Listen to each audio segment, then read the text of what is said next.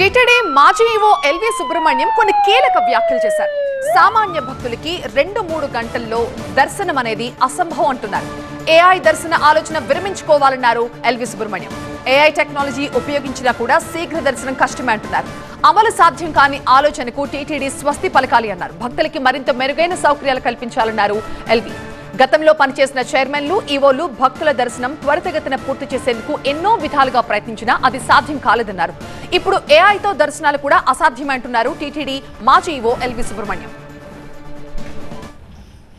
తిరుమలలో దర్శనాన్ని 3 గంటల లోపల చేయించగలుగుతాము అనే ఒక ఆలోచన విధానం గురించి మాట్లాడారు భక్తులు. నాకు తెలిసినంత వరకు అది అసంభవం. దాని గురించి మనం ప్రయత్నం చేయడం ఏమాత్రం కూడా క్షేమకరం కూడా కాదు. ఎంత ఆర్టిఫిషియల్ ఇంటెలిజెన్స్ మన మానవుడు తన శక్తితో దాన్ని గ్రహించినా కూడా మనకు అనేక పరిమితులు ఉన్నాయి ఆలయంలో. కొన్నిసార్లు భక్తులకి సౌకర్యం కల్పిద్దామని చెప్పి పెద్దలు ఆ విధంగా ఆలోచన చేసి వ్యక్తపరిచారు. కానీ అది ఆచరణ అసంభవం అని చెప్పి నేను సవినయంగా వారికి మనవి చేస్తూ ఆ ఆలోచనని దయచేసి విరమించుకుని దాని గురించి అనవసరంగా ధనాన్ని వ్యయం చేయకుండా వచ్చిన భక్తులకి ఇవాళ జరిపిస్తున్న దర్శన సమయం కూడా అందరికీ ఆమోదమే.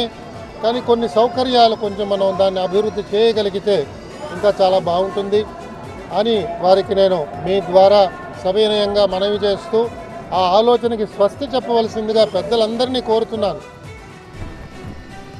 జూలై 22న జరిగిన టీటీడీ బోర్డు మీటింగ్ లో కీలక నిర్ణయం తీసుకున్నారు. ఏఐతో భక్తులకి త్వరగా దర్శనం కల్పించేందుకు ప్రయత్నిస్తున్నామన్నారు. ఏఐ సహకారం అందించేందుకు గూగుల్, టీసీఎస్ ముందుకొచ్చాయని చెప్పారు టీటీడీ చైర్మన్ బిఆర్ నాయుడు.